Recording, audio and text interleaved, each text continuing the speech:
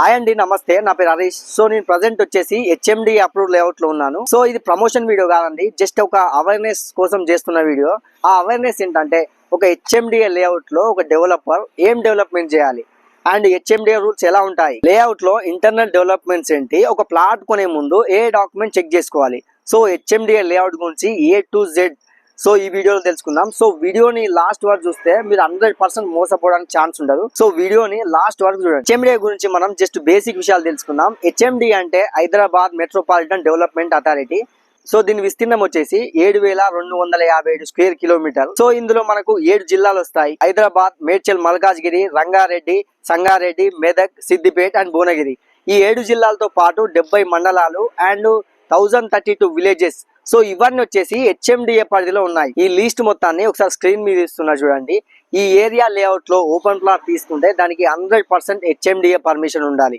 HMDA permission లేని layout లో మీరు ఓపెన్ ప్లాట్ అస్సలు తీసుకోవద్దు. ఎందుకంటే హెచ్ఎండిఏ అనేది ఒక లేఅవుట్ కి బ్యాక్ బోన్ లాంటిది. డాక్యుమెంట్స్ హెచ్ఎండిఏ లేఅవుట్ లో మీరు ఫస్ట్ ఆఫ్ ఆల్ చెక్ చేసుకోవాల్సింది ఎల్పీ నెంబర్, అంటే లేఅవుట్ పర్మిషన్ నెంబర్. ఈ నెంబర్ పర్టికులర్ డెవలపర్ అడిగి తీసుకోండి.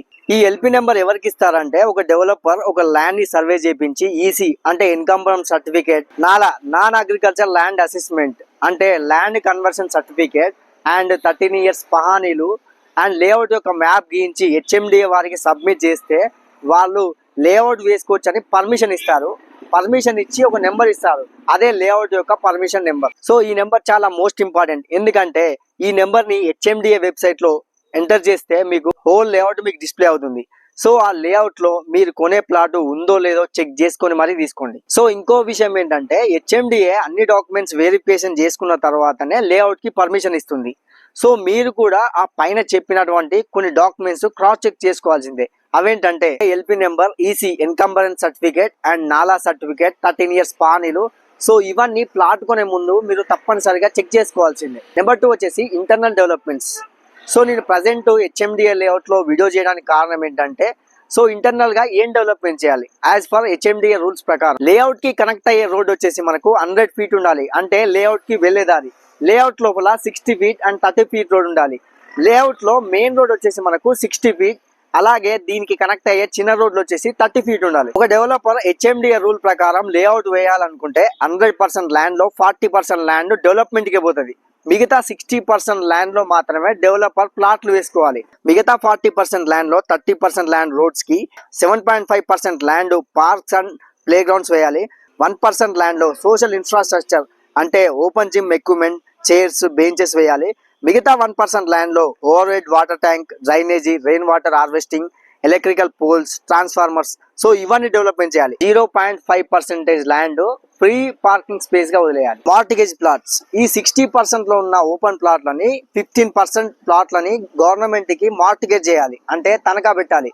ఈ మార్టిగేజ్ ఎందుకు చేయాలంటే, ఒక డెవలపర్ ఒక లేఅవుట్ లో ప్లాట్లు అన్ని అమ్ముకొని పోయినప్పుడు, ఆ లేఅవుట్ లో డెవలప్మెంట్స్ ఏం చేయనప్పుడు ఈ 15% ప్లాట్లని గవర్నమెంట్ అమ్మి ఆ డెవలప్మెంట్స్ అన్ని చేస్తుంది.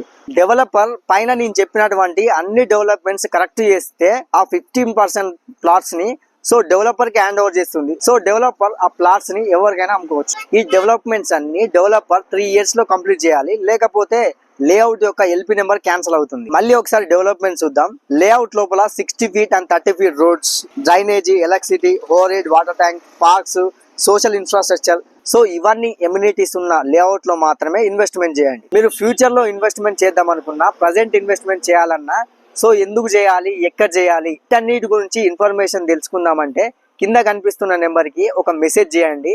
సో మీరు ఇన్వెస్ట్ చేసే ముందు మీకు ఒక గైడ్ లాగా, ఒక ఇన్ఫర్మేషన్ ఇచ్చే పర్సన్ లాగా నేను మీ ముందుంటా. Okay, thank you, bye.